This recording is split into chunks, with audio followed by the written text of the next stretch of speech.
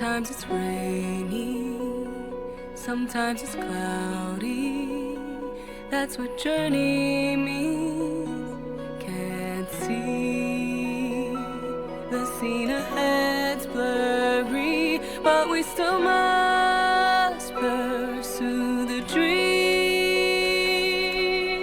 Travel through the heights and shallows, put on a sturdy shell to face the perils. I hear about your last trails.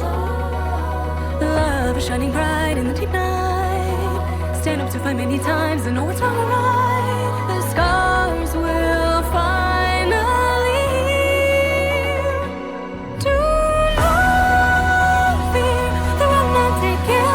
The outer is a problem. Do not go gentle in the good night.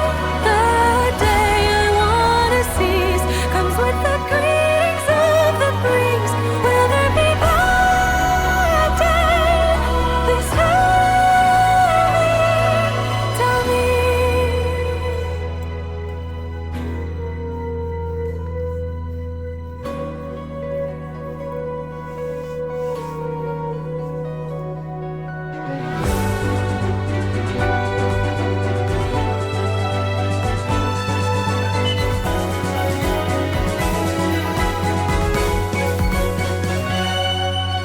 Travel through infinite dusks and dawns, break through the strong tide to reach the other side. I hear about your last trails. Some words are heavy when some words are light. We are like two meteors that miss each other. We'll finally reunite to catch up with the sunlight, with the brightest fire. The memories softly touch my feet. The freedom I wanna seize takes me to another place. And the journey's in. We will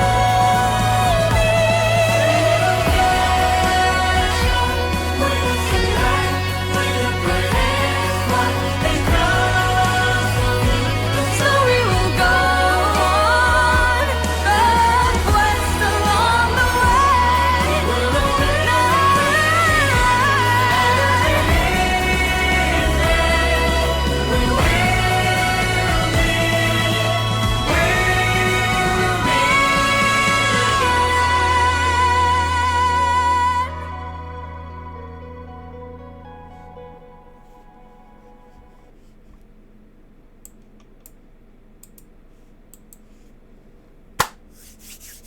A nice song. I like it. I can't understand a lot of it, but I like it. How are we looking on the camera here? Am I too up in the shot? I feel like I am.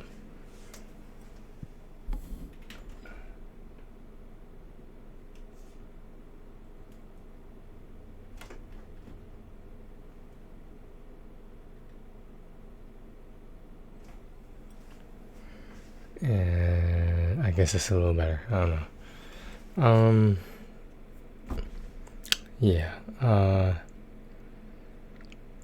It's my fault for not putting my phone on vibrate. But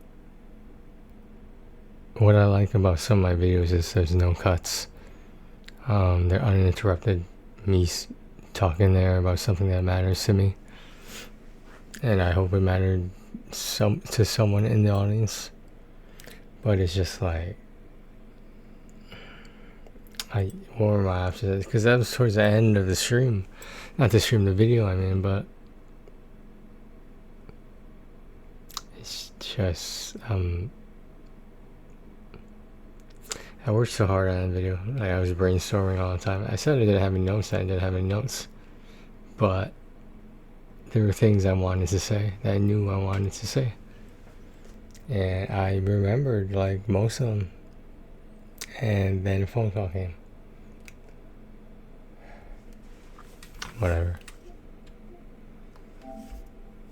Let's get into it.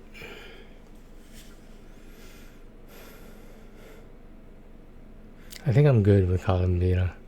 I'm still waiting for Crazier and So I'm gonna Cryo Archon. Maybe the Cryo Archon is that that guy, the leader of them, that old guy. Maybe it's him.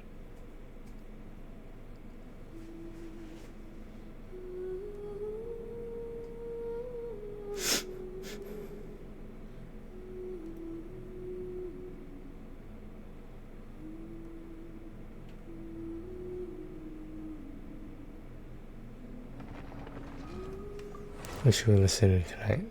Does anyone have any suggestions for what or who we should listen to? Let me see here. Let me see who's on right now.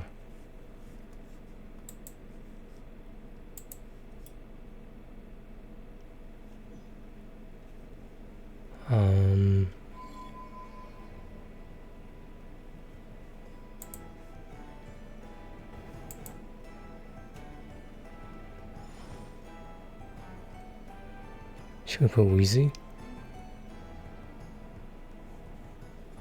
I'm trying to find relatively big people who wouldn't care. You know what I mean?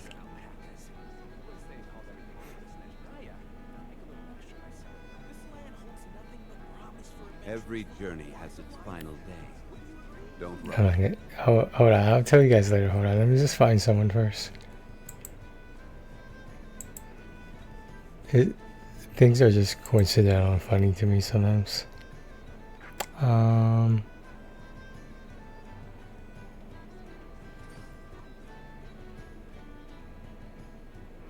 Well, with Finn on.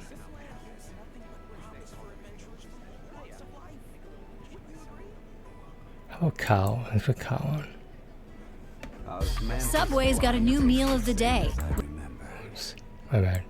But where are those who share? Oh, he still doesn't save his streams. Oh, so he saved one of them.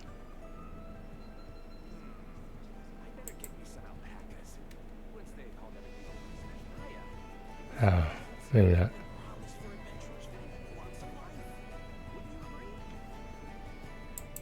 Obviously, Violet doesn't have any save recordings because the copyright music. If you'd like to see Liyue's tourist spots, I have a few references.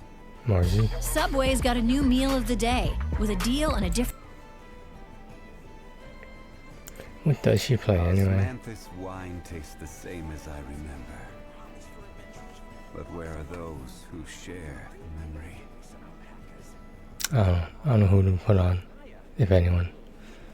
I wish we could put something, maybe some copyright-free music. Okay. Making it condense.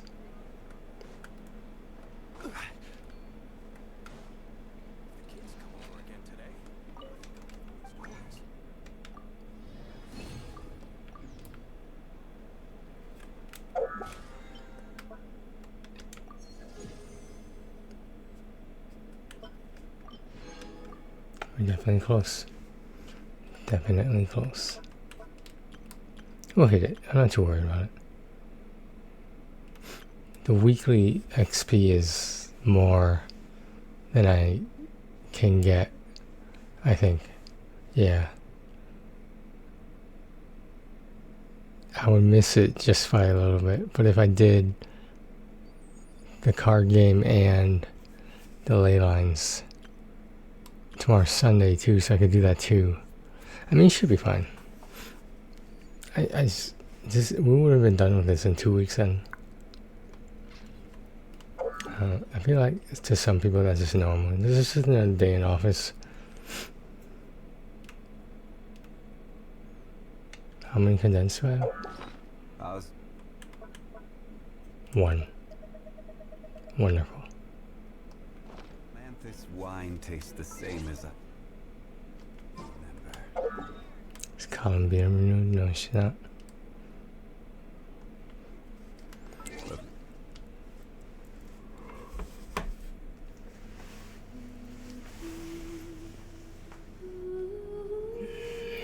Every time I stand up here, I feel like I'm on power slap. And I'm getting ready to slap someone. Measure right on 3. 1. Why did I do that? Why did I do that? Okay, so. The only games we care about. So.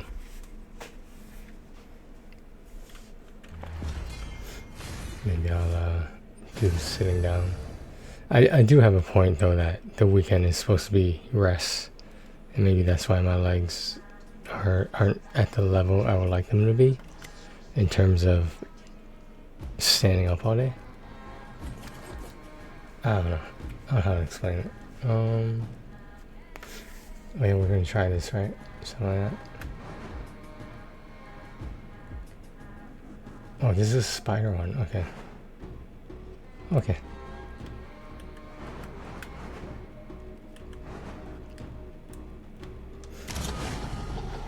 Alright, we're not ready for Titan, are we? I don't think we are. Maybe one more good run. I think we'll be good.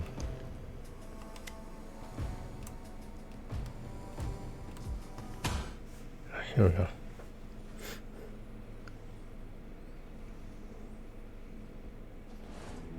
Cowards hide underground. I'll sniff them out one by one.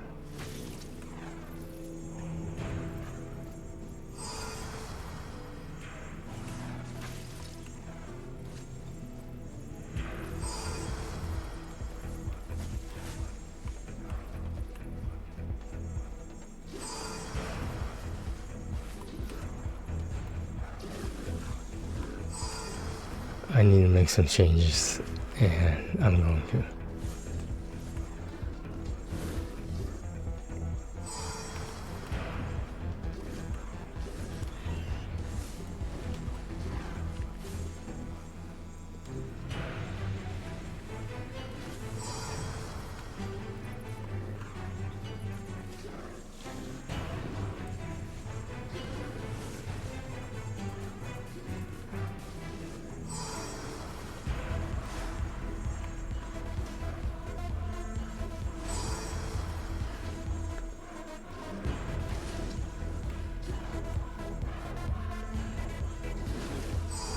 I don't know, sometimes.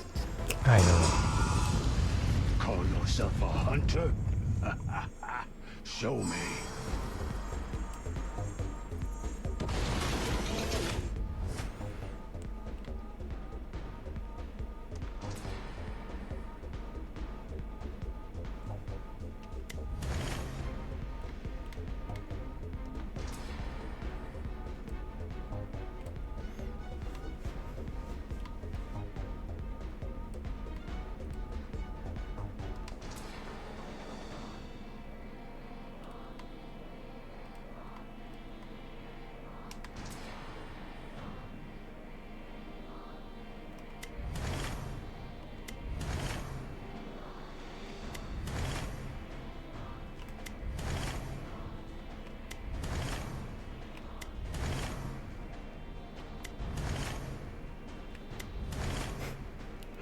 Wow.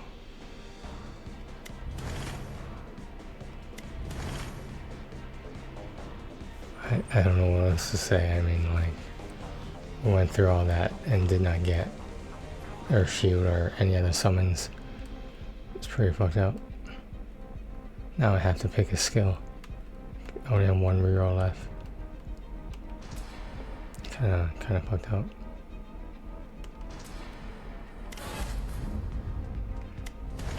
Oops, I used it. I don't fucking know what to pick, man. Bloody salt, how about that?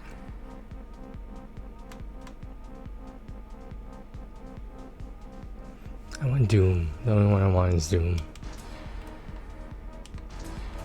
Power, raw and wild. Your rule ends here. The wild yields to no one. The wild. You're in a fucking cave. How is that the wild? I don't know, guys. Like, I'm just tired, man. I'm just tired. Obviously, like I always say, not physically, but mentally, emotionally. I mean, like,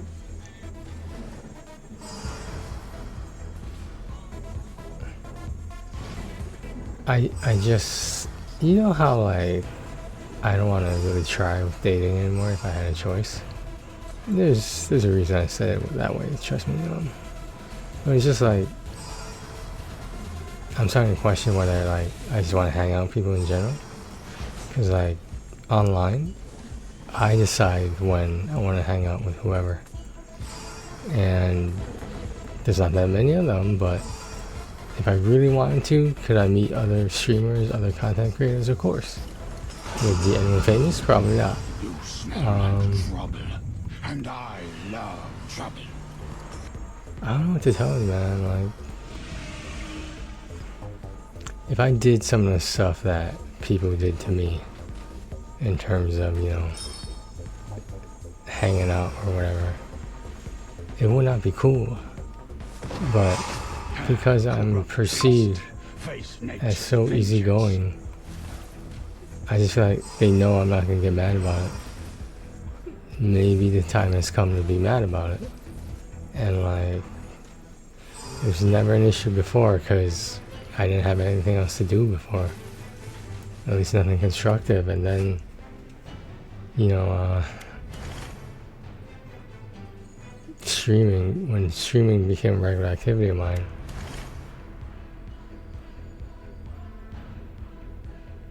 I don't know. What I'm trying to say here is basically, I just don't think a lot of society's things need to be relevant for some people, because they don't, quite frankly.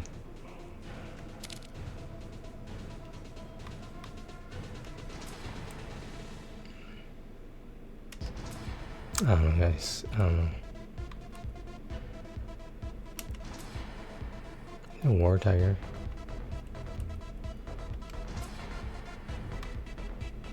Is it poison or bleed? I guess we're going with poison, right? Oh, they already do poison, but they also make things bleed. So this one's uncommon though. Should we go with it though? Doesn't matter. Can poison be poison? Are there even resistances like that in the game? In this game? That I don't know.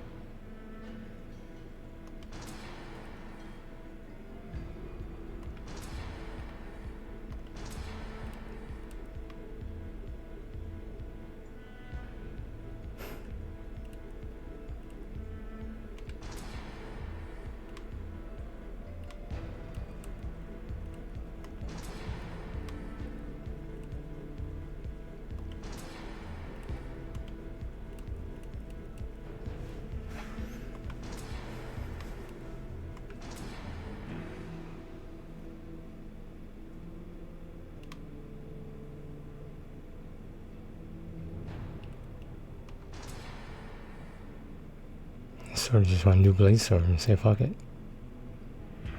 Maybe. I had another skill, which was the other skill, number 5. Shit, I forget what it was. I don't know.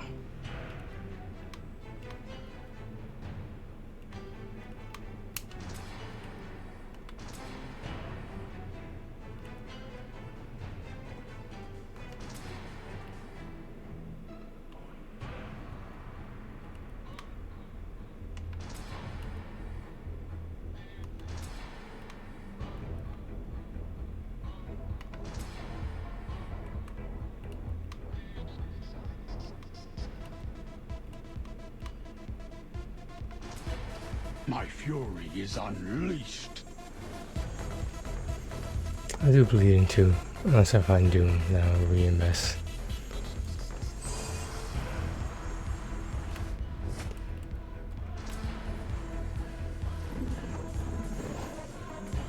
It's just another Saturday night.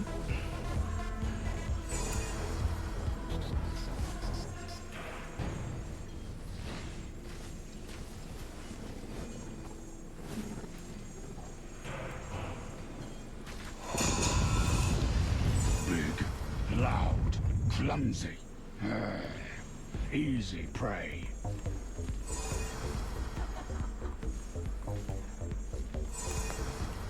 I don't know, it just makes me feel dumb. Maybe not dumb, but like Even the darkest naive that yield to the dawn. you say you're gonna be somewhere at a certain time. You're not there. I'm already ready.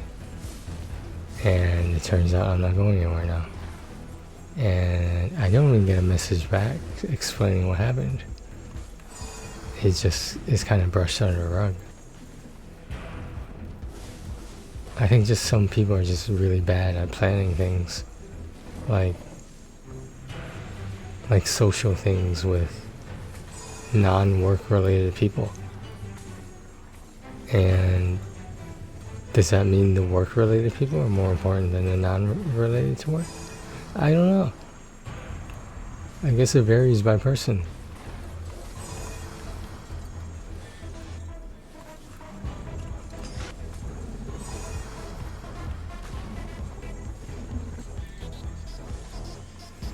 I'm just, I'm spent. Does that make any sense? Just like,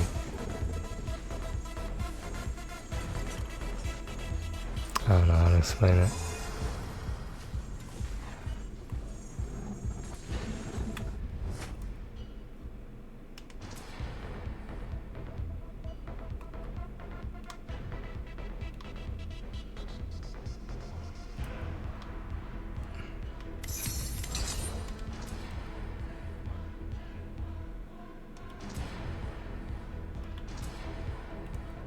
That's what it was. Okay. Game over.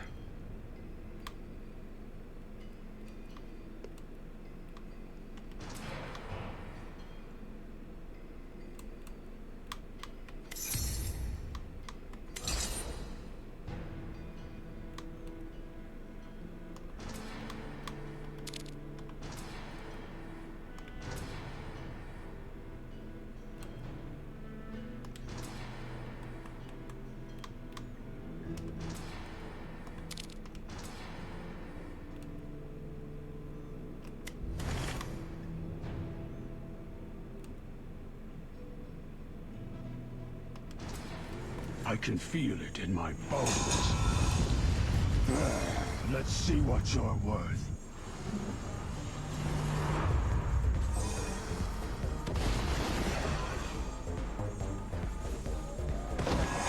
The Soul Stone is mine. The hunt moves on.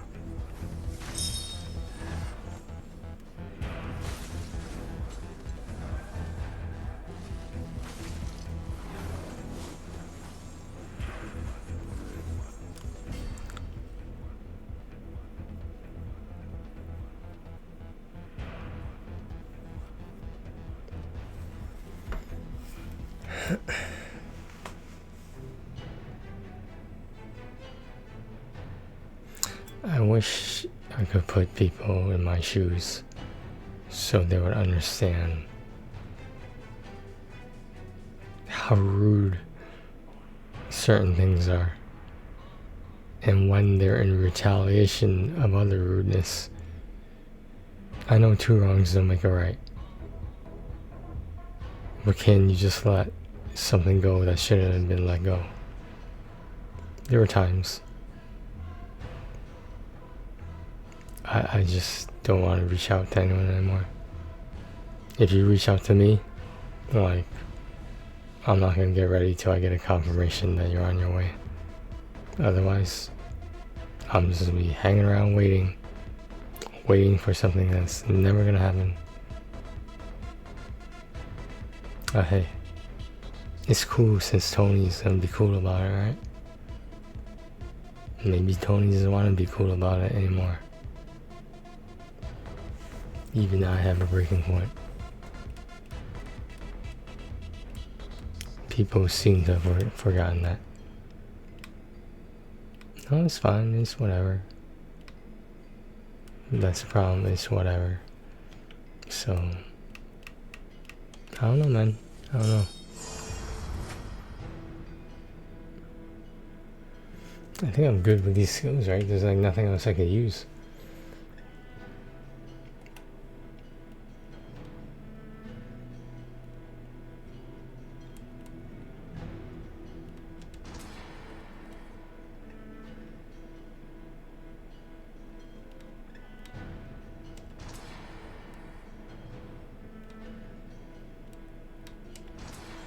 Always trust your instinct.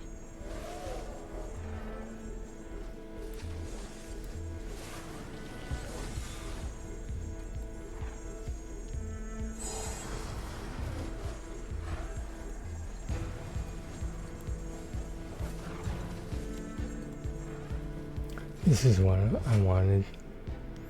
A nice quiet night. I feel untamed. I think you have to learn how to be happy without socializing before you can be happy about socializing. And I think I came to the realization that I rely on people making plans for stuff that you know they're not going to be keeping. Maybe they just say it like in passing and just because it's polite or pipe dream or something. But when it seems like an actual thing that you may or may not go to, it's like, what the fuck? Because it's cool when it happens to me, but it's not cool when it happens to you. Whatever.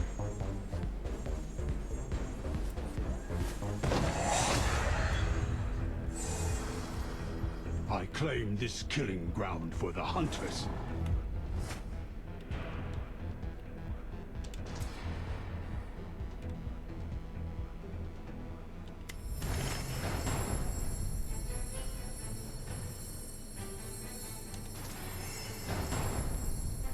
It's another one?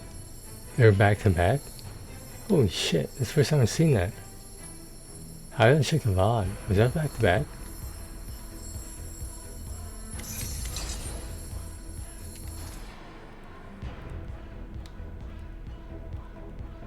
Now for the next. This is true. The game must be having pity on me. Well, game, I don't need your pity. I got enough pity on my own. Let's see how long you all last.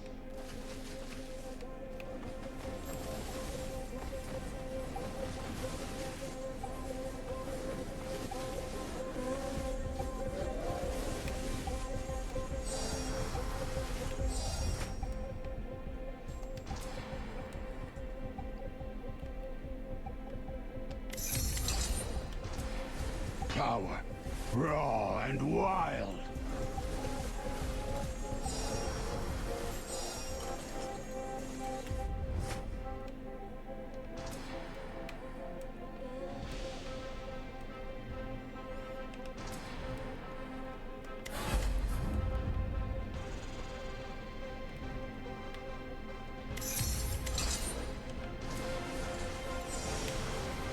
I do that sometimes when my eye hurts.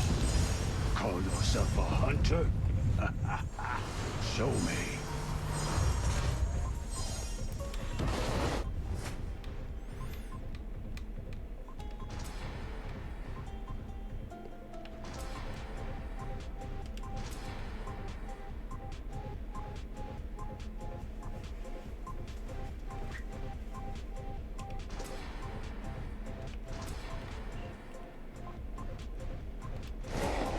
My fury is unleashed. The Soul Stone's mine. The hunt continues.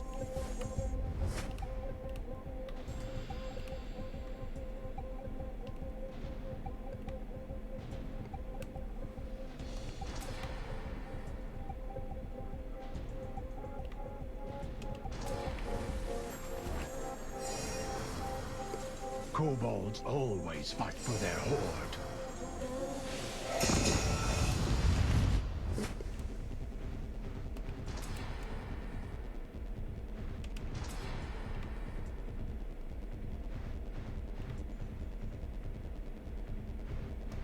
Come, demon. I'll make this quick. Or not.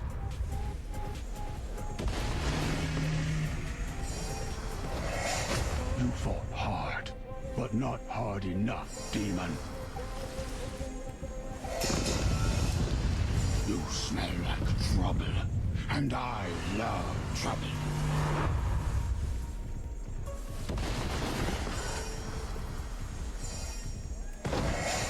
Your rule ends here. The wild yields to no one.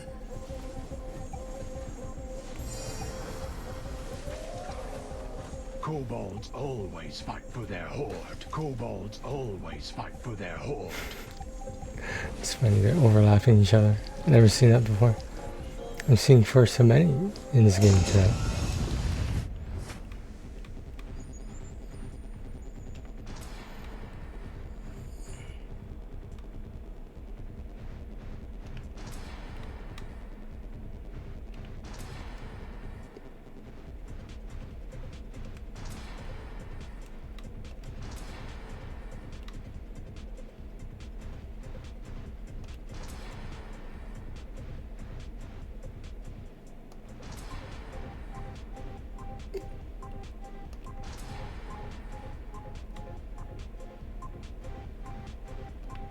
Try me. The wild doesn't permit weakness.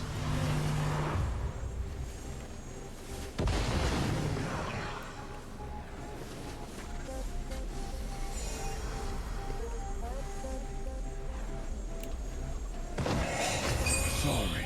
The wild offers.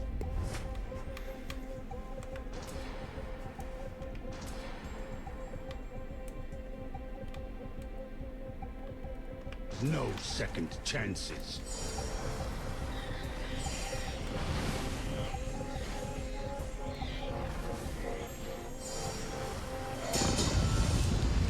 Work all you want. My bite is stronger.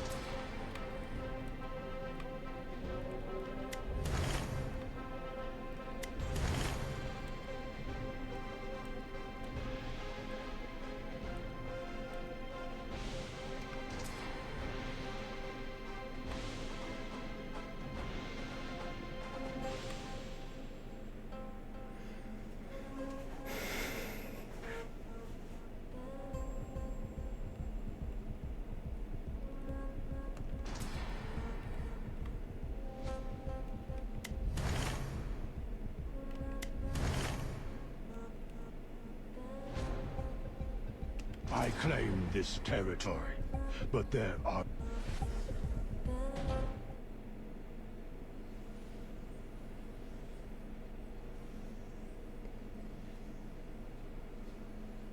Let's give them a fight worth howling about.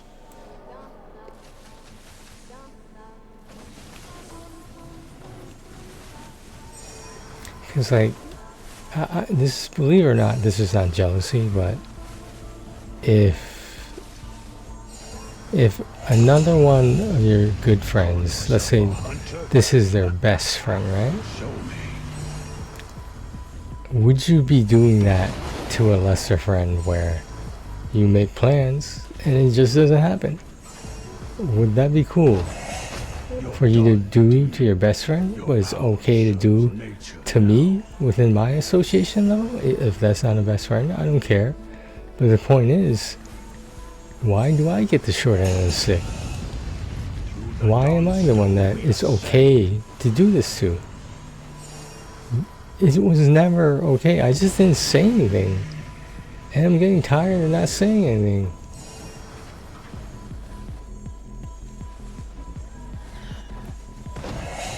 Your rule ends here. The wild yields to... It's just about politeness, man, and like, it's ridiculous.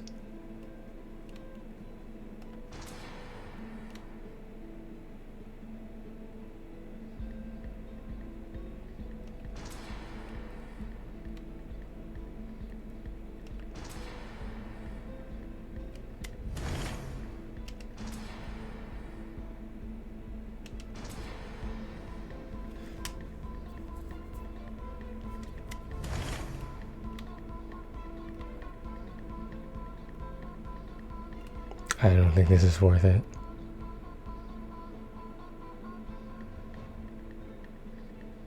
Fuck, what is blue sills or whatever?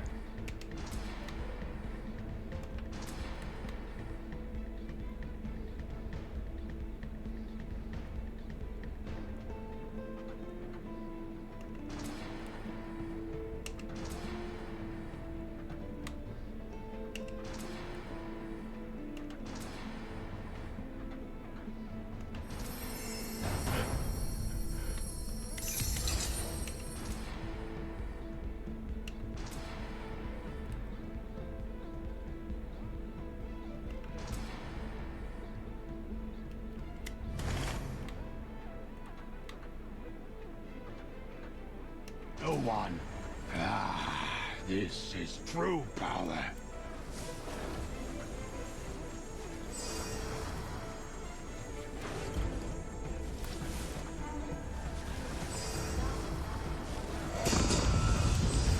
You're big. So are the others.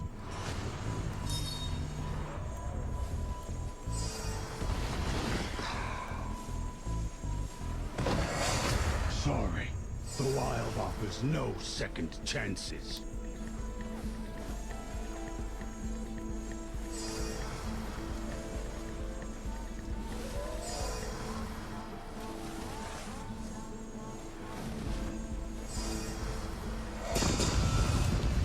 Come, demon. I'll make this quick. Or not.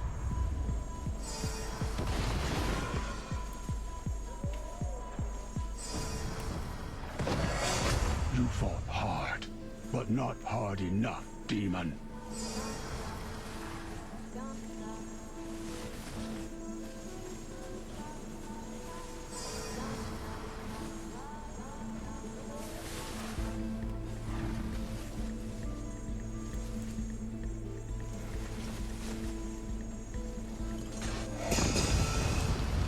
Work all you want. My bite is stronger.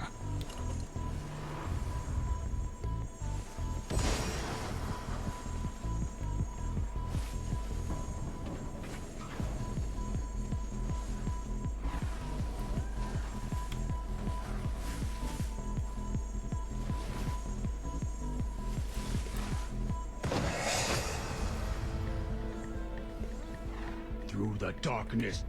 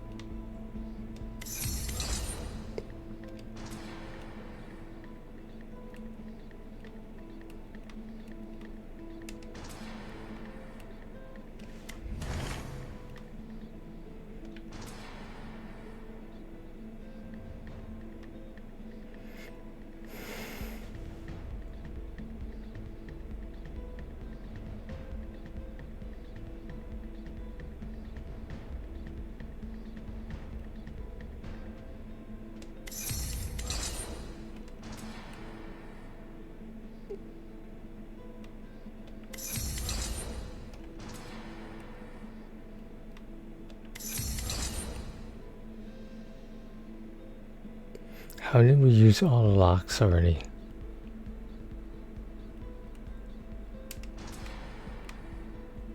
I'm not sure I believe that.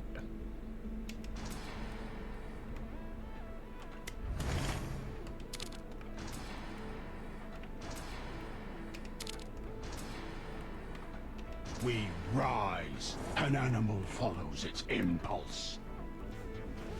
We should get idle. You can only do that in Titan hunts. Because like there's no spawning monsters. Let's see how long you all last. You could do it in the middle of a level. Or at the beginning of the level where the monsters are basic. You'll get less experience, but you won't be killed. It's not risky at all. I can lose the run over it.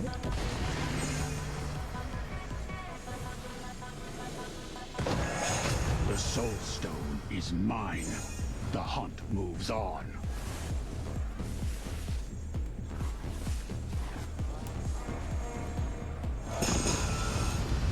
Come, demon. I'll make this quick. Or not.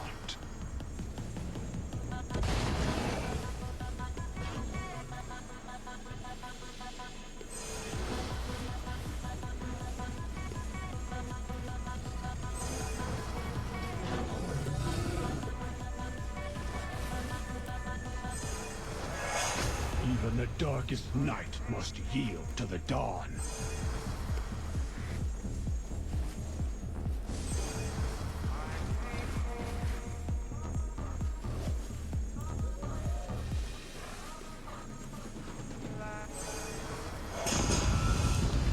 You smell like trouble, and I love trouble.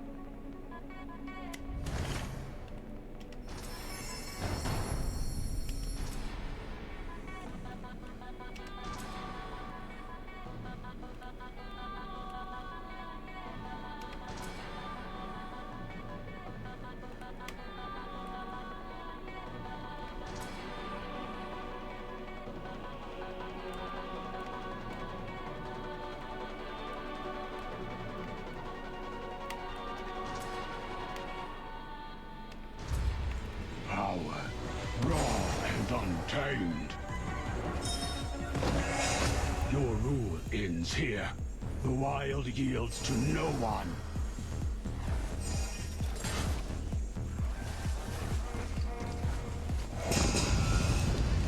Light will always be our guide.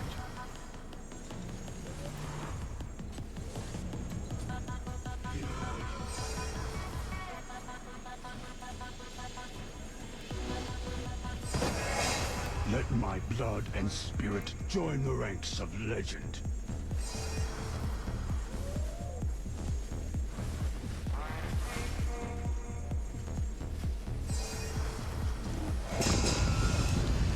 You're big, so are the others.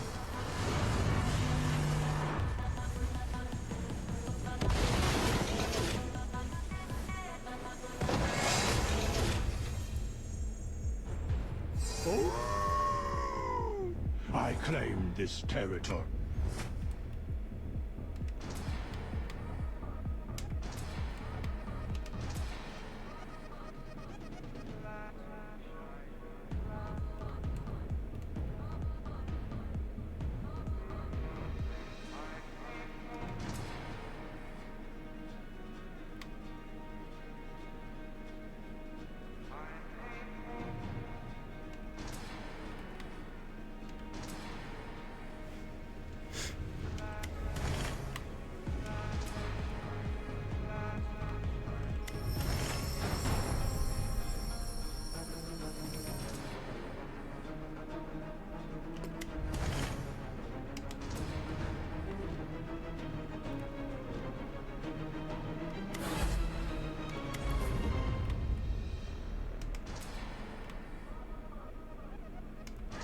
but there are more to free. This is... I think those dinosaurs are kind of dumb. Because like, you waste so much time following the footprints that you're not paying attention to your summons and whatnot. Not that you need to pay a lot of attention to them, but like, Let's see how long they're your you only will last. offense. In this case, they're my only offense.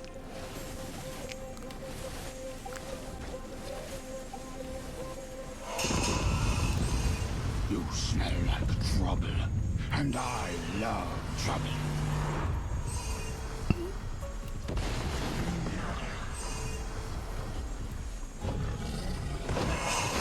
Sorry, the wild offers no second chances. Big, loud, clumsy. Easy prey.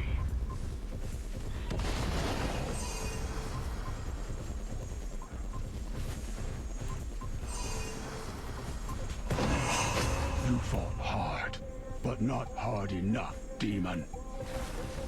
That's what she said. 18 plus.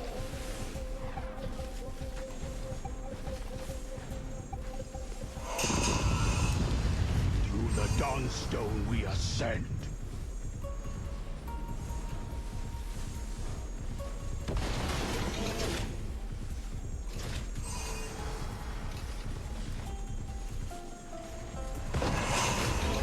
Corrupt beast, face nature's vengeance.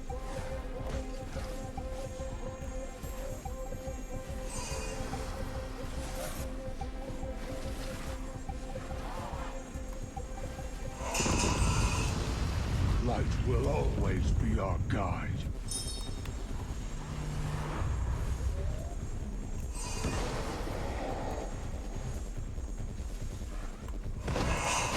Let my blood and spirit join the ranks of legend.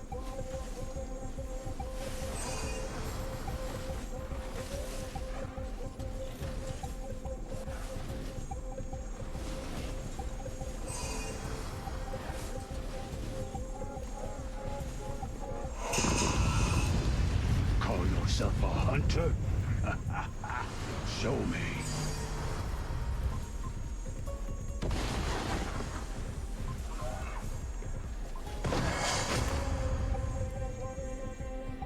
Through the darkness we rock.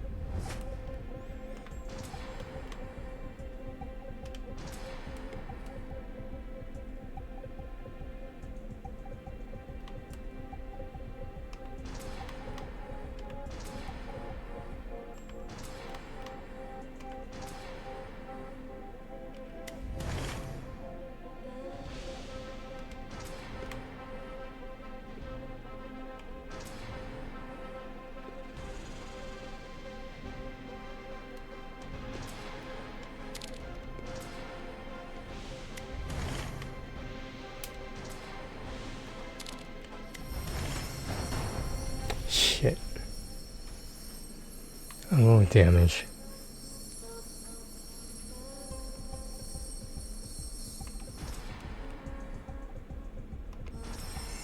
There's another one. Jeez.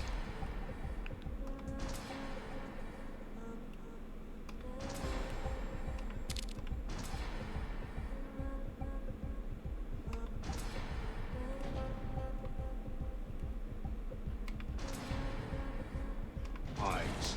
This is true mastery. Just give me a second, guys. Just gonna pop out of the room for a second. Let's give them a fight worth get started howling now. about.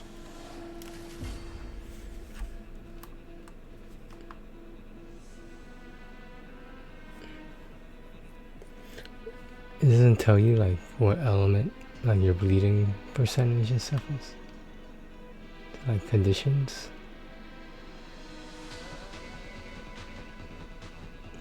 It doesn't. It's weird, huh? Alright, I'll be right back, guys.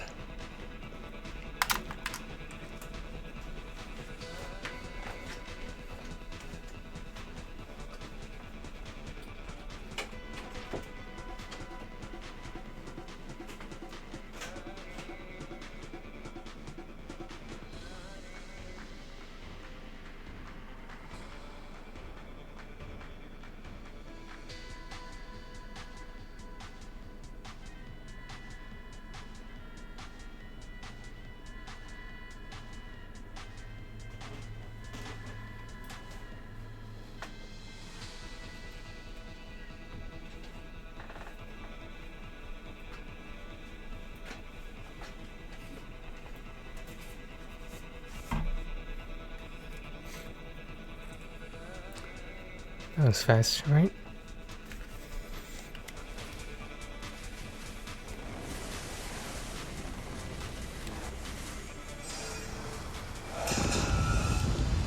Big, loud, clumsy.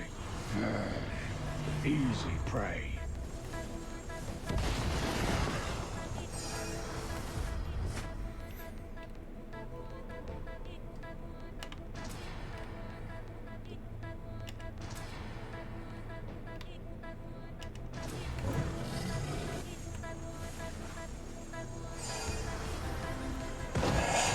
Let my blood and spirit join the ranks of legend.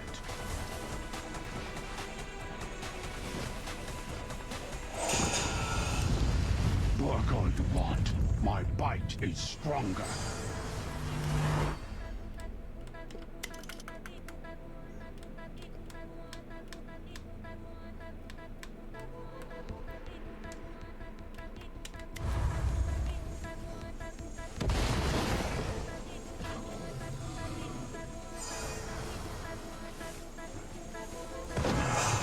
Even the darkest night must yield to the dawn.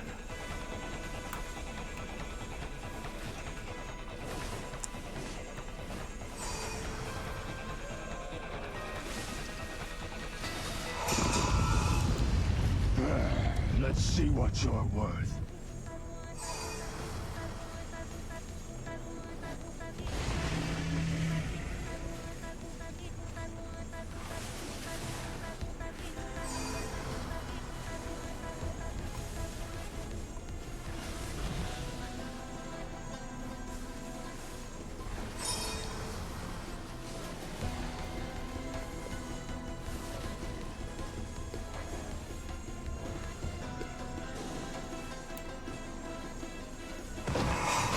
Sorry, the wild offers no second chances.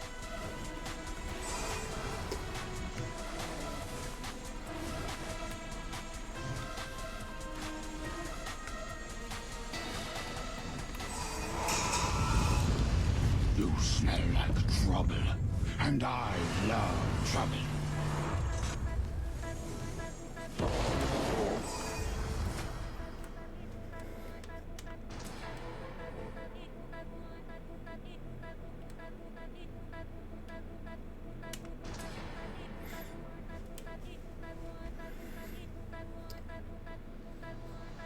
I use all locks already.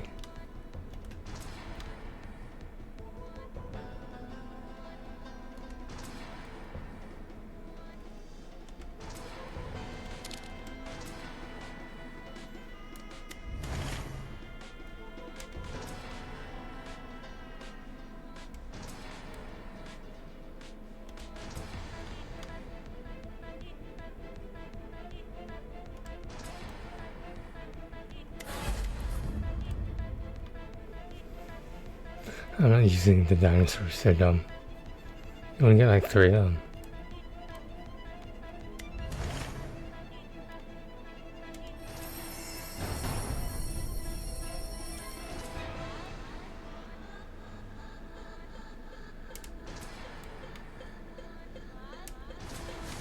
Ah, this is true power.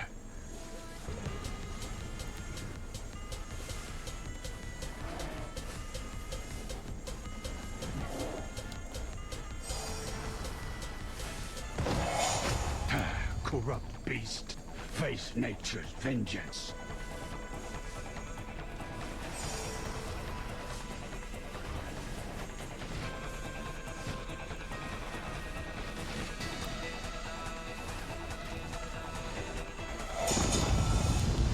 Through the Dawnstone we ascend.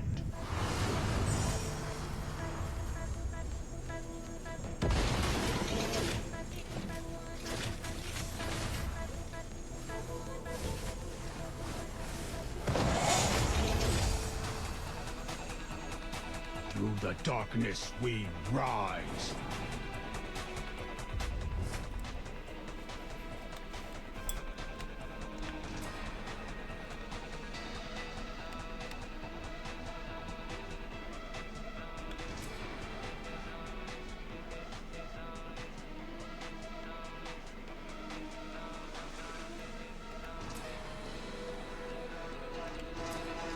An animal follows its imp.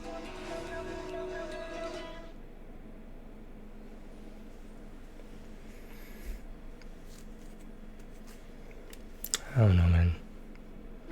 I will prove that every place can be a hunting ground.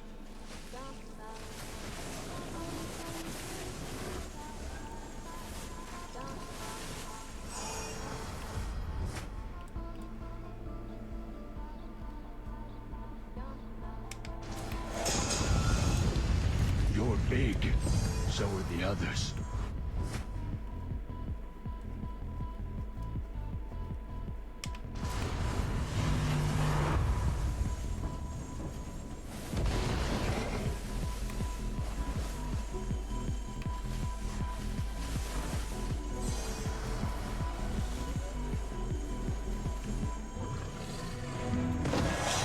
Even the darkest night must yield to the dawn.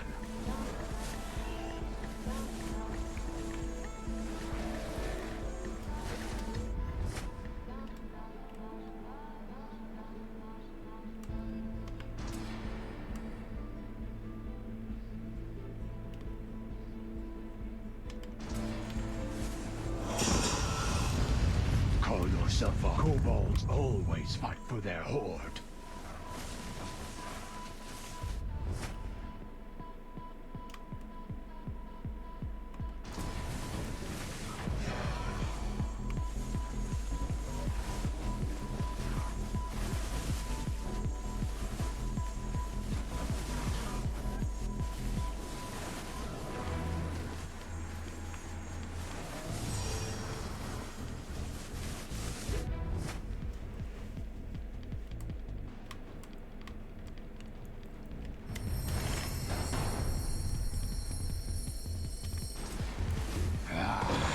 This corrupt beast, face nature's vengeance.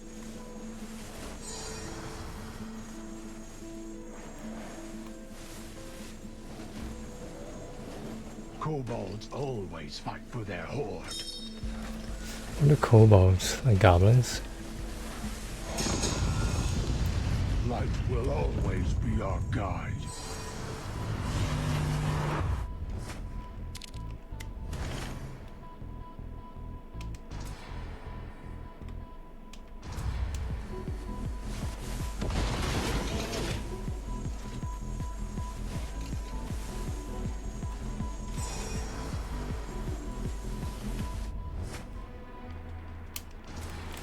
Just what I needed.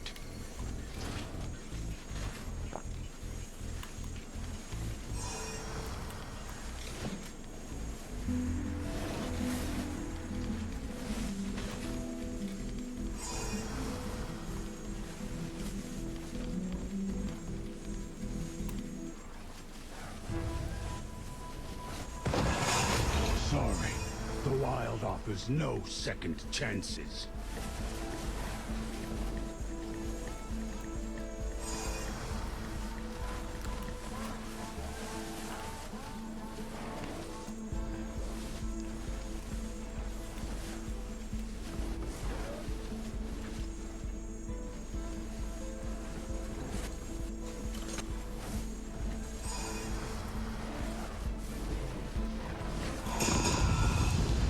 Come, demon. I'll make this quick. Or not.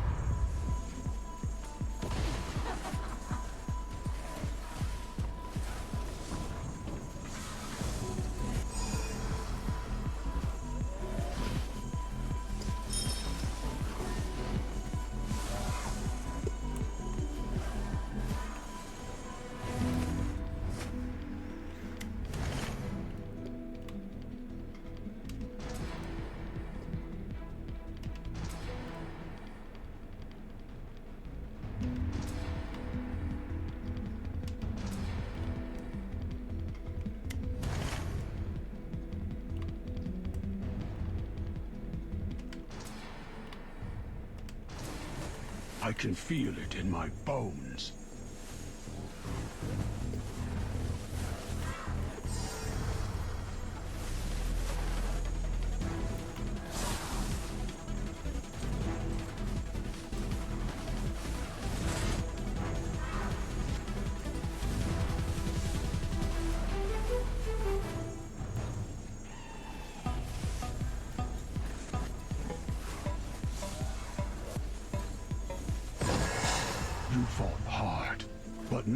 hard enough, demon.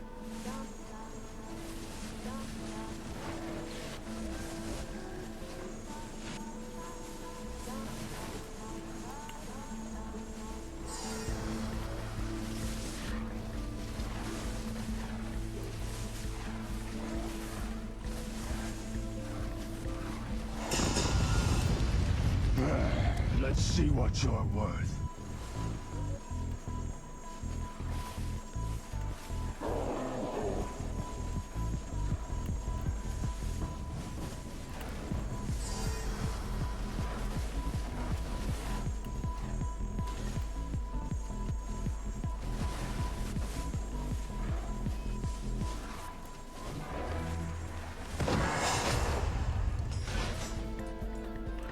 I claim this killing ground for the hunters. Now for the next.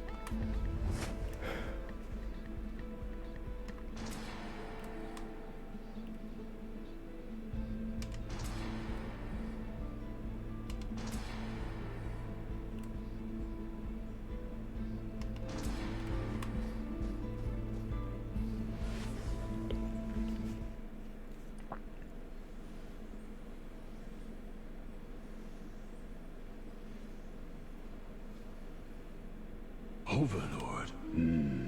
Let's see how long you all last.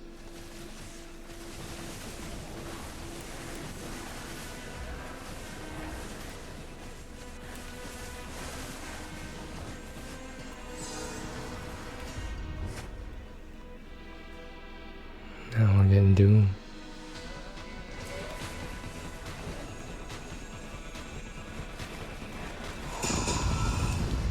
You're big. So are the others.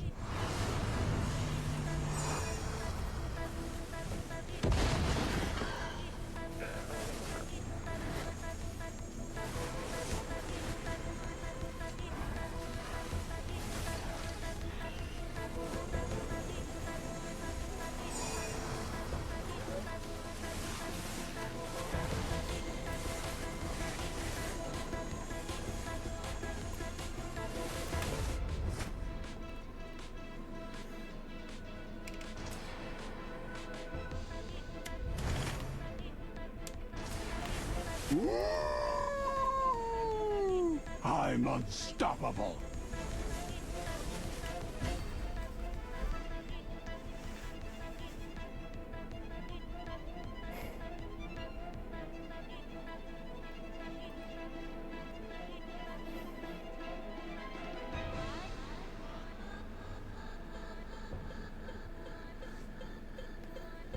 I'm just really distracted tonight.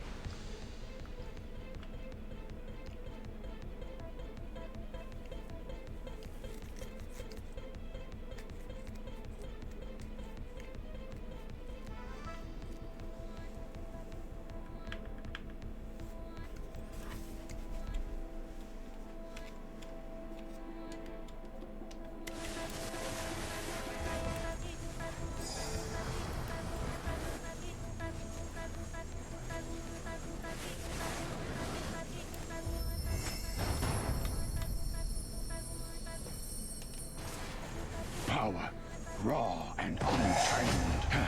Corrupt beast, face nature's vengeance.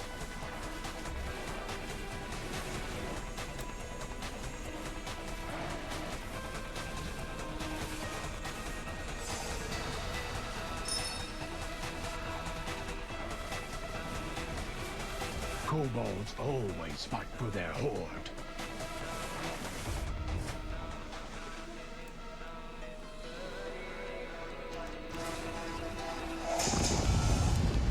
Try me. The wild doesn't permit weakness.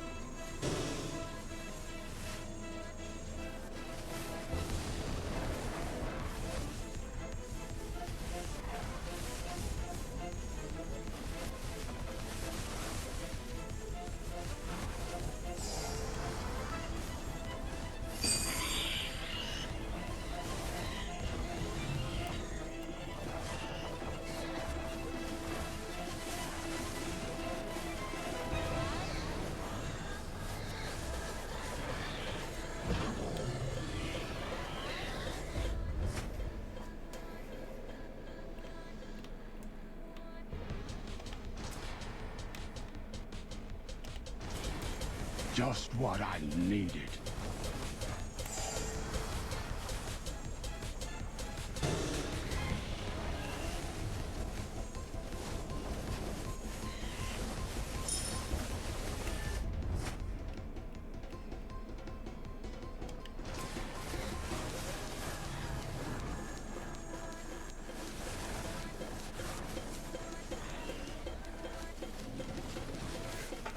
A lot of damage.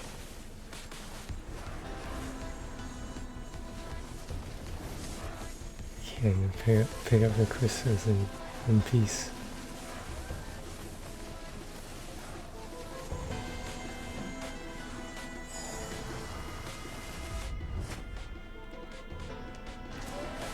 An animal follows its impulse. Taken. The wild claims another soul stone.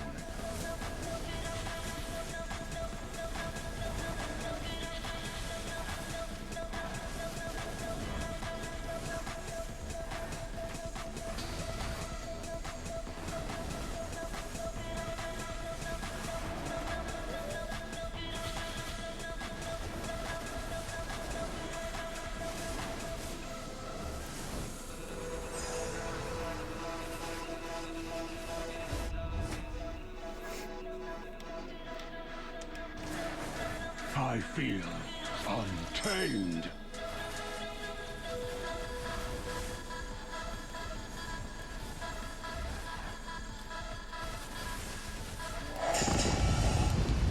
Bark all you want. My bite is stronger.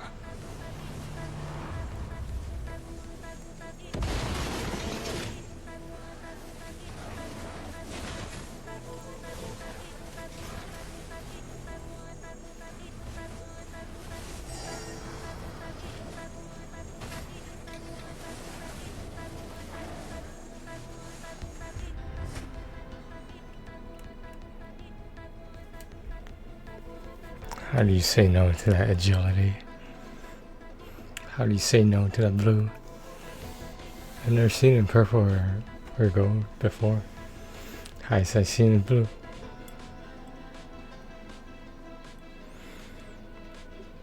Maybe I should be resting on the weekend or something. I don't know. Or am I resting from resting too much?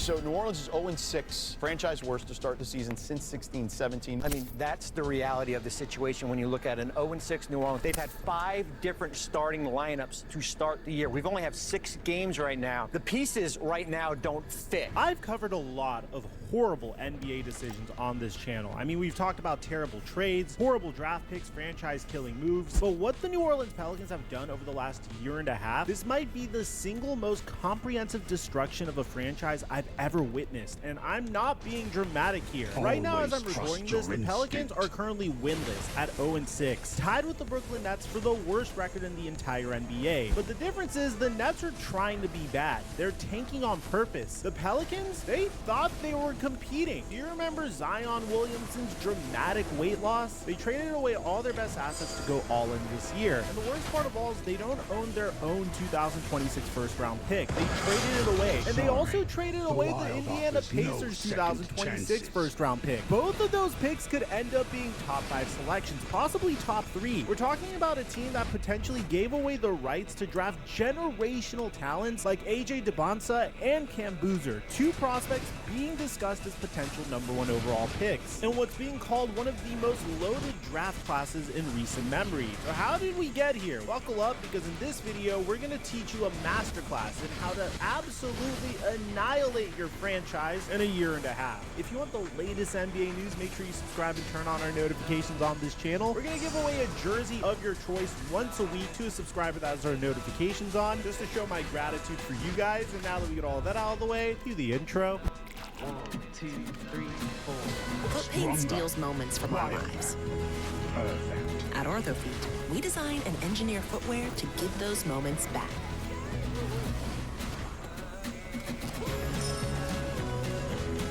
With technology backed by science and trusted by podiatrists, our ortho cushion system is trusted by millions.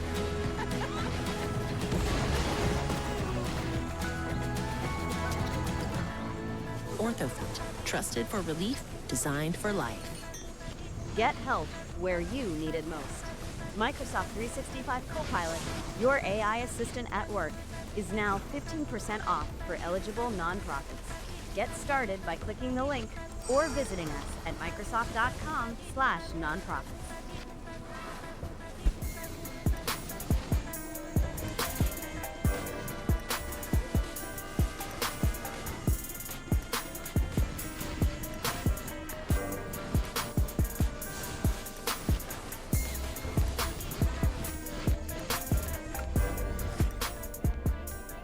Mic check 1 2 1 2. What's going on, everybody? Let's start with what might be the most painful trade for Pelicans fans to watch play out in real time. In July of 2024, the Pelicans sent Dyson Daniels, Larry Nance Jr., EJ Little, Cody Zeller, and 2 first-round picks, a 2025 Lakers pick, and a conditional 2027 first-round pick to the Atlanta Hawks for DeJounte Murray. Now, at the time, this seemed like a reasonable move for a team that was trying to take the next step. Murray was a former All-Star, one of the best two-way guards in the league. He averaged 22.5 points and 6.4 assists during his previous season. And the Pelicans desperately needed a true point guard to run the offense alongside Zion Williamson. Dyson Daniels was a relative nobody. He averaged just 5.8 points, 3.9 rebounds, and 2.7 assists in his second season, shooting poorly and looking like he'd never develop into more than a role player. Fast forward to today, and DeJounte Murray tore his Achilles tendon and was out for the season, playing 31 games for the Pelicans before going down. That's it, 31 games. And Dyson Daniels, boy, this is where it gets painful for Pelicans fans. Daniels would average 14.1 points, 5.9 rebounds, and 4.4 assists in his first season with the Atlanta Hawks, and a league-leading 3 steals per game. The man finished top 2 in Defensive Player of the Year voting. He's the first player to average 3 steals per game across an entire season since Nate McMillan did it back in 1994. He's emerged as a legitimate two-way force and won Most Improved Player of the Year. The kid the Pelicans gave up on, he turned into exactly what they needed, a defensive defensive stopper who can guard multiple positions and is now developing into a legitimate offensive threat. And that unprotected 2025 Lakers first-round pick got significantly less valuable. The Lakers made that massive Luka Doncic for Anthony Davis trade back in February, and while LA did get eliminated in the first round of the playoffs, that pick that the Pelicans gave away ended up being more valuable than they anticipated. The Pelicans essentially bet that the Lakers would be a top team, but instead they gifted Atlanta a fringe lottery asset. Bobby Marks put it bluntly when regrading this trade. The Murray trade is an illustration that one ill-fated move can turn a playoff team to one competing for the top pick in the draft. And that's not hyperbole, that's exactly what happened. And from here on out, it gets even worse. So the DeJounte Murray trade blows up in their faces. Surely the Pelicans learned their lesson, right? They'd be more careful with their next moves, right? Just one day before the 2025 NBA draft, the Pelicans traded CJ McCollum and Kelly Olynyk to the Washington Wizards for Jordan Poole, Saddiq Bey, and the 40th overall pick.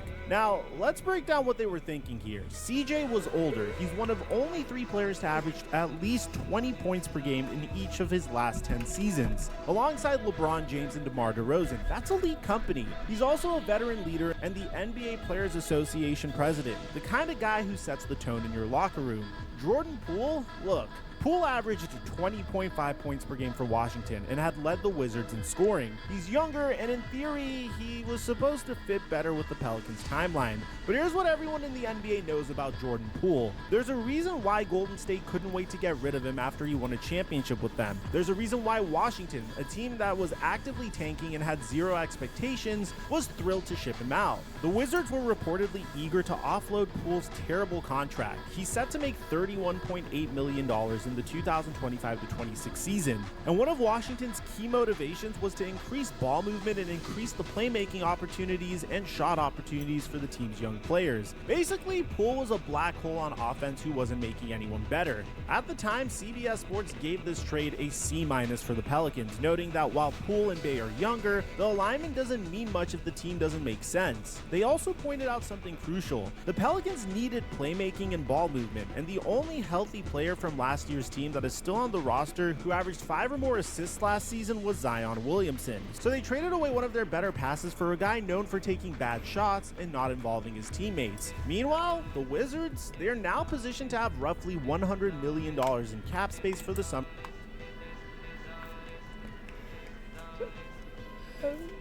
I don't know what to say.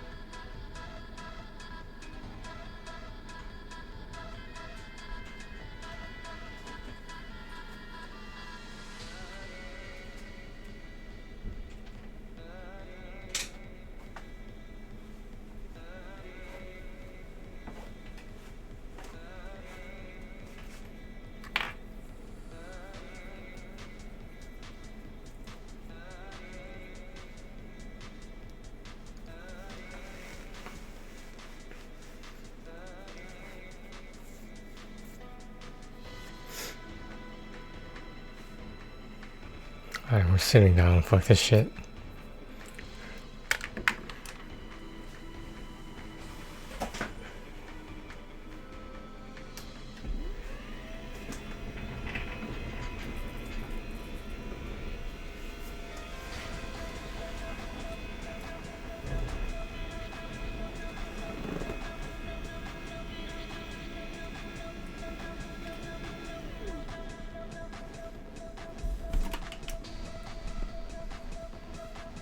summer of 2026. They turned Poole's bad contract into flexibility and added a veteran leader in McCollum to mentor their young guys. Washington played this perfectly. At the time, Joe Dumars tried to sell this trade by saying, if you look around the league right now, it's almost a requirement to have high-level guard play, dynamic guard play. Jordan has a skill set that matches most of the dynamic guards in this league. Bro, someone tell Joe Dumars that Jordan Poole is not Steph Curry, he's not Luka Doncic, he's not even DeJounte Murray. This is the kind of spin that makes you wonder if front offices actually watch basketball. So now looking back at the trade deadline of February of 2025, and you see another terrible decision that the Pelicans made. The Pelicans are spiraling at this point. Murray's out for the year. The roster isn't working. They're looking at potentially missing the playoffs. So what's their next move? They trade Brandon Ingram, their second leading scorer, for absolute peanuts. And I mean peanuts. The Pelicans sent Ingram to the Raptors in exchange for Bruce Brown Jr., Kelly Olynyk, and a 2026 first-round pick and a second-round pick. Now, to be fair, Ingram was in the final year of his contract and had turned down extension offers from New Orleans. Reports indicated that he turned down $50 million per season in 2023 and $40 million per year in 2024. So they were facing the possibility of losing him for nothing in free agency. But here's where it gets interesting. The first-round pick headed to the Pelicans was a top 4 protected pick in 2026 and came via the Indiana Pacers. So remember this, because eventually this trade would make the Pelicans look like geniuses until they would inevitably mess it up. We're going to get to that in a sec. Ingram was averaging 22.2 points, 5.6 rebounds, and 5.2 assists while shooting 37% from 3 before he would get hurt. And what they got back was Bruce Brown, a solid role player who has been dealing with injuries himself, Kelly Olynyk, a veteran center, and draft picks from a Raptors team that isn't very good.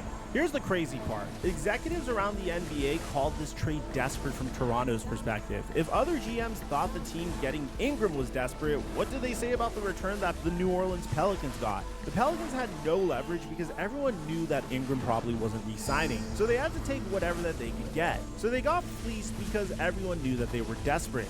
And at that point, they just waved the white flag on last season and hoped to build up the team for this season. But if you just take a look at their offseason, the Jordan Poole trade aside, it went from bad to significantly worse. Searching for a reliable used hatchback? Shop the area's best selection of affordable vehicles at unbeatable prices. Want a vehicle with low mileage? We have a wide selection in stock and ready for delivery. Buy with peace of mind with a multi-point inspection, a free vehicle history report, and a limited time warranty. Visit us online or stop by our dealership today to discover incredible savings across our entire inventory.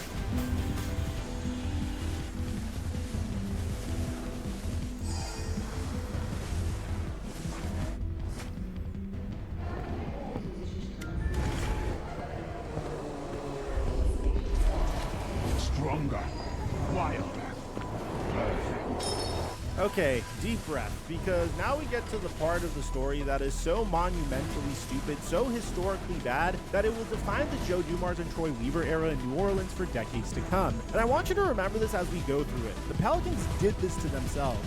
Nobody forced them to make these moves. Let's set the scene. It's June 2025. The NBA Finals are happening. The Indiana Pacers are facing off against the OKC Thunder. And what happens is that during the finals, the Pelicans executed a trade with the Pacers, sending the Pacers back their 2026 first-round pick in exchange for the number 23 pick in the 2025 draft. At the time, this seemed like a reasonable gamble. The Pacers were in the NBA Finals. Surely their 2026 pick would be in the 20s, right? A late first-round pick. Meanwhile, the Pelicans would get the number 23 pick immediately and could draft another young player. And then, a mere few days later, Tyrese Halliburton would tear his Achilles in Game 7 of the Finals. The Pacers' entire outlook for the 2025-26 season changed in an instant. Halliburton, their star, their entire offensive system, gone for months. And that pick that the Pelicans just traded away, well, the Pacers started 0-5, and now they're 1-5. If the season ended today, that pick could be a top 5 selection. Well, the Pelicans weren't done. Oh no. They looked at that number 23 pick they just acquired and thought, you know what, we need to move up in this draft. There's someone really special over here. So they made another trade. The Pelicans sent the number 23 pick, which became a Sa Newell, and an unprotected 2026 first-round pick to the Atlanta Hawks to move up 10 spots to the number 13 pick, where they selected Derek Queen. Now, this wasn't just any unprotected pick. The pick was the most favorable between the Pelicans' own pick and the Milwaukee Bucks pick. So if the Pelicans are bad, Atlanta gets their pick. If the Bucks are bad, Atlanta gets that instead. And guess what? The Pelicans are currently 0-6, tied for the worst record in the NBA. They are actively on track to have a top 3 pick that they don't own. Let me put this into perspective for you. If the Pelicans had done nothing, if Joe Dumars and Troy Weaver had literally gone on a months-long cruise without internet or phone signal, they would be holding 2 of the most valuable draft picks in the 2026 NBA draft. Their own pick, which is shaping up to be top 3, and the Pacers pick, which could easily be top 5. Instead, the Atlanta Hawks and Indiana Pacers will be drafting prospects that could have been the Pelicans. Now let's talk about what they actually got for all of this. Derek Queen, the 13th overall pick, a 6'9" center from Maryland. Queen averaged 16.5 points and 9 rebounds at Maryland and was named Big Ten Freshman of the Year. He's a solid player, good potential, but here's the thing, he suffered a torn ligament in his wrist during Summer League and missed the entire preseason. And in the regular season, he's averaging 8 points and 5.4 rebounds while playing limited minutes. Is Derek Queen a bust? No, not at all. He's a 20-year-old rookie that's recovering from injury. He might turn into a really good player, but is he worth 2 unprotected first-round picks that could end up being top 5 selections? Is he potentially giving up the rights to draft AJ DeBonsa or Cam Boozer? Absolutely not. Not even close. An assistant GM speaking anonymously labeled this trade the worst non-Luka Doncic trade in at least a decade. Think about that. Other executives, people whose job it is to evaluate talents and trades, are saying this is one of the worst trades in 10 years. Bill Simmons called it one of the 5 dumbest trades of this decade, and it's pretty hard to argue with him. But here's what really stings for Pelicans fans. There were rumors at the time that the Hawks couldn't believe the offer was actually real and called back to confirm the parameters before sending it to the league office. The Hawks were so shocked by how good this deal was for them that they double-checked to make sure it wasn't a mistake. That's how lopsided this trade was.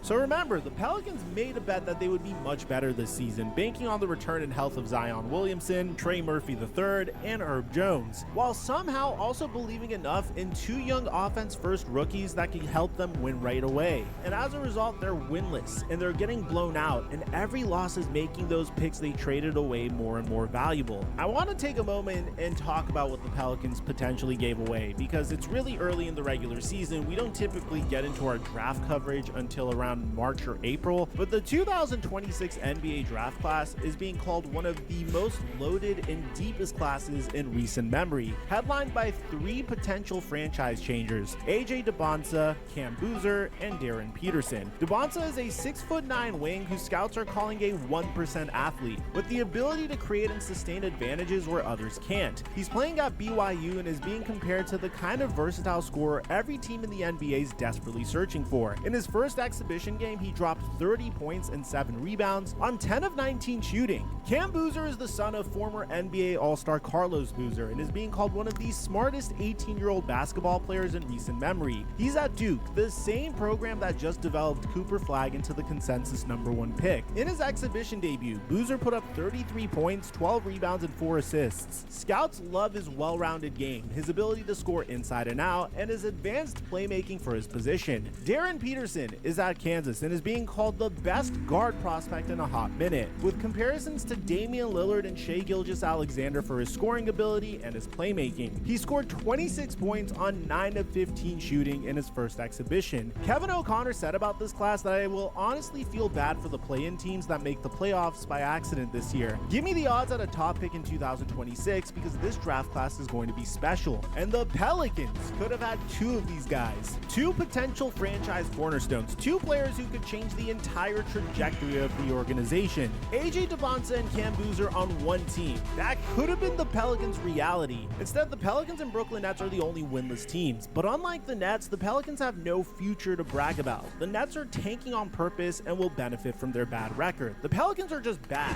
and Atlanta and Indiana will reap the rewards. So how do we get here? How did an NBA franchise make this many catastrophically bad decisions in such a short period of time? It starts with the Pelicans hiring new management at the end of last season, bringing in Joe Dumars as president of basketball operations and Troy Weaver as senior vice president of basketball operations to run the front office. Now, Joe Dumars has a Hall of Fame playing career and won a championship as the GM of the Detroit Pistons back in 2004, but his recent track record is questionable at best. And Troy Weaver was the GM in Detroit before this, where he made some truly baffling decisions. So the Pelicans brought in two guys with recent histories of questionable moves and gave them the keys to the franchise. The problem is that Dumars and Weaver seem to have come in with this philosophy of we need to win now, without actually understanding what their roster was or how to build a winner. They traded the Pacers' 2026 pick during the NBA Finals because the Pacers were playing in the finals. It seemed like a reasonable bet, but what they didn't account for was the injuries, regression, or bad luck.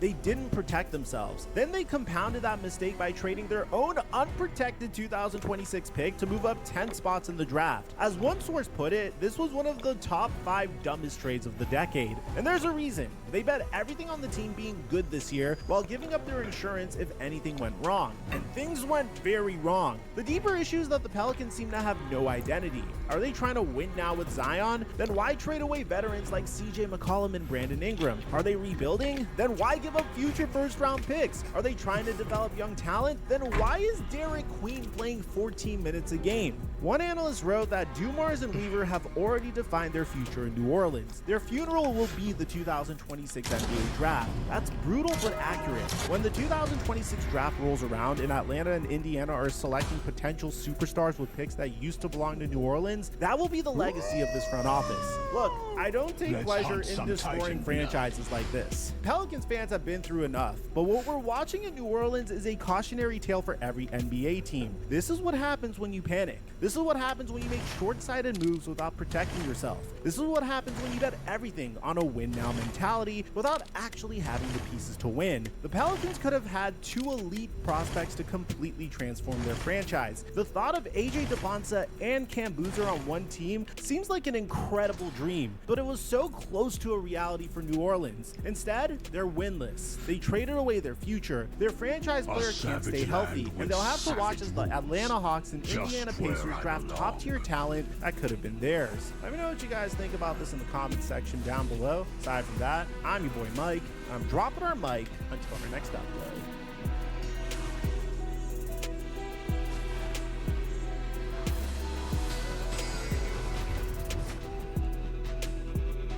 As your family grows and you discover new experiences, things just keep getting more interesting.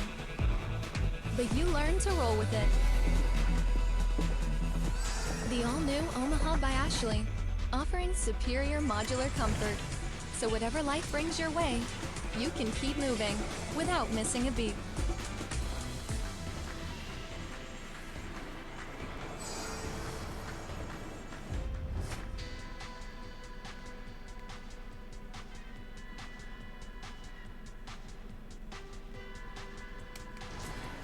Power runs deep now.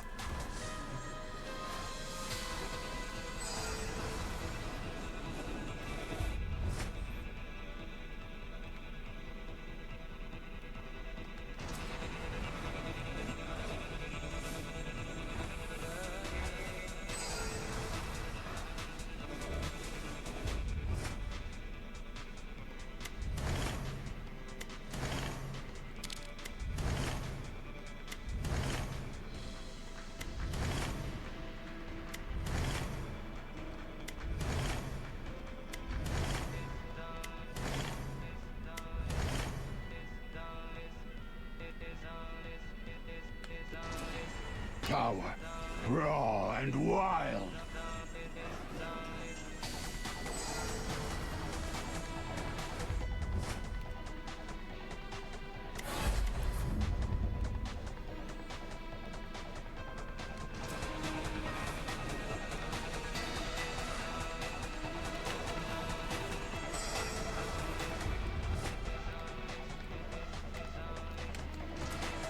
Just what I needed.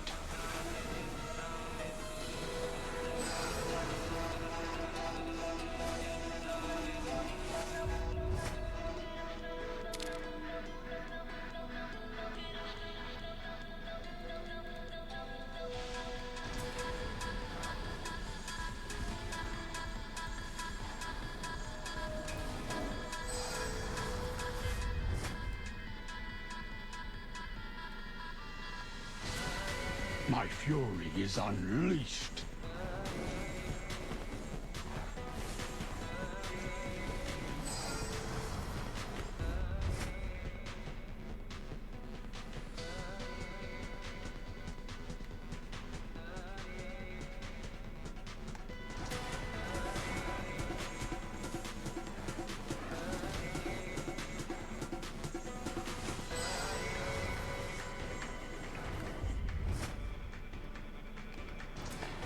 I can feel it in my bones.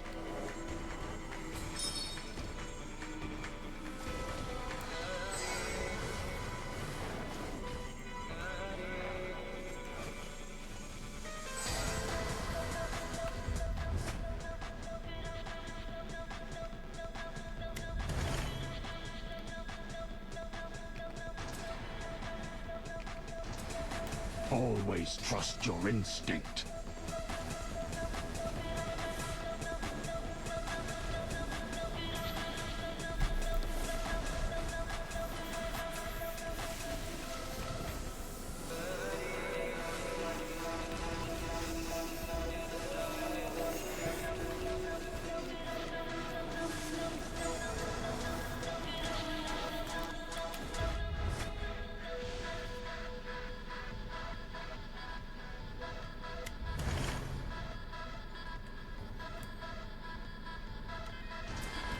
An animal follows its impulse.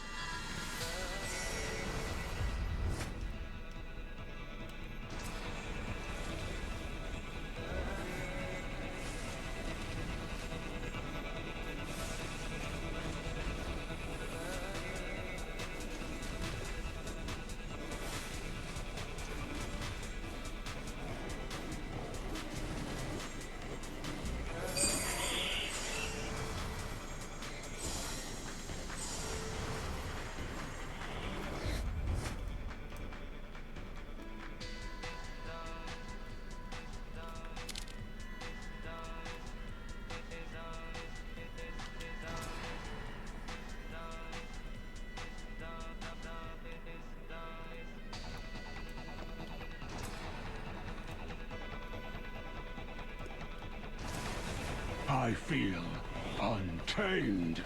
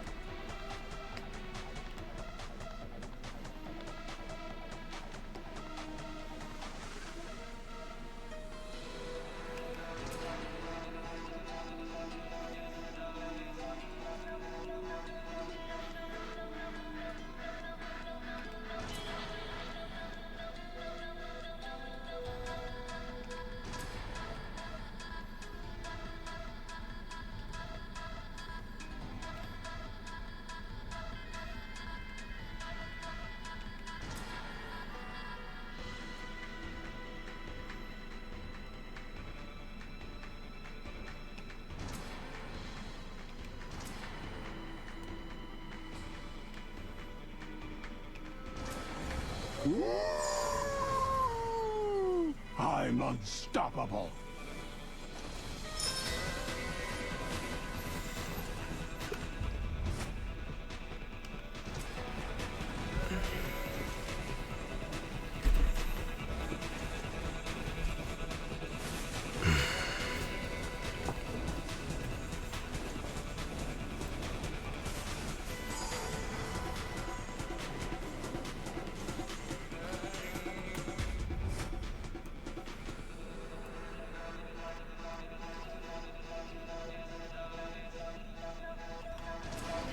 I can feel it in my bones.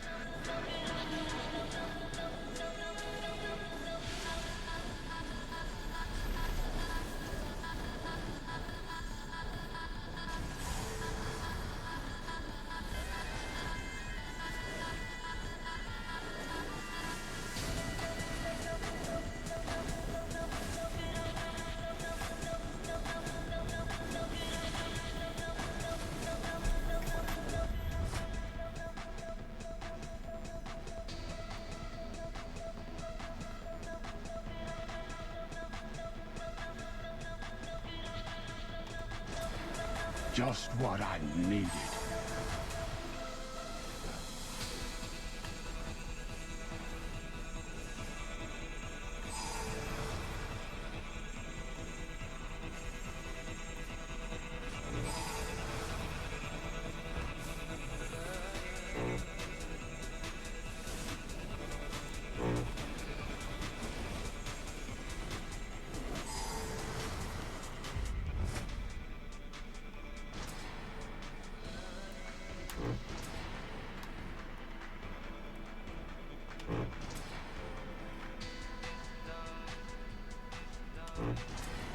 An animal follows its impulse.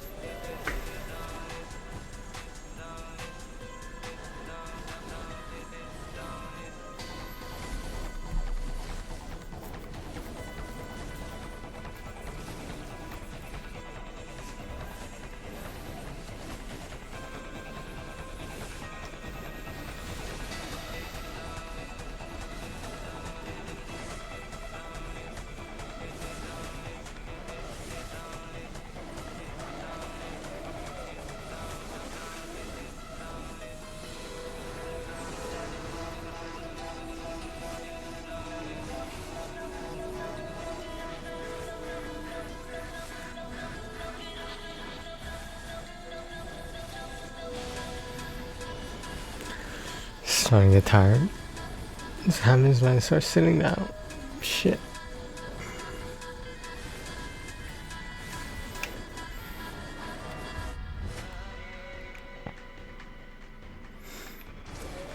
Power, raw and wild.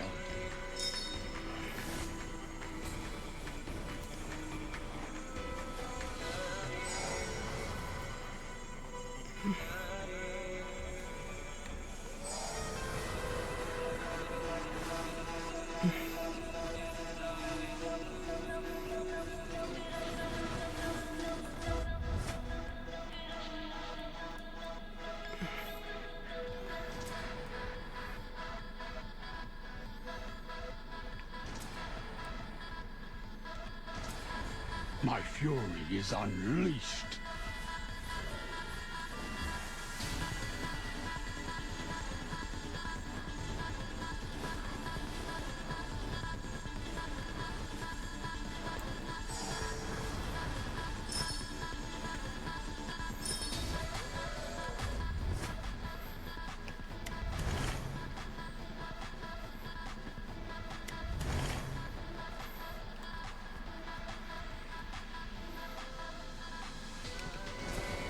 Stronger, wilder, perfect.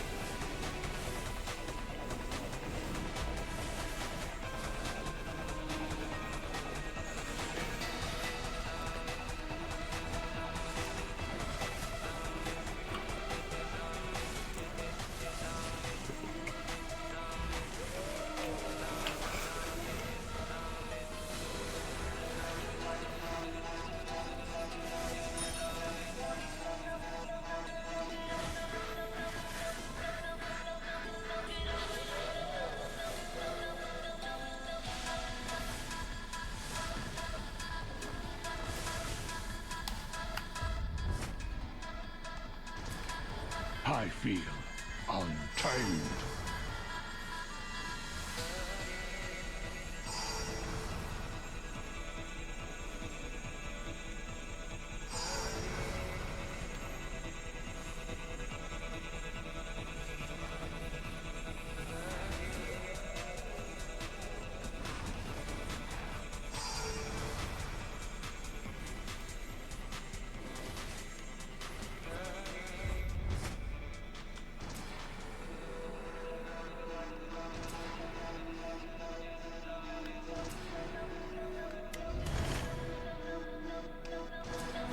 Power runs deep now.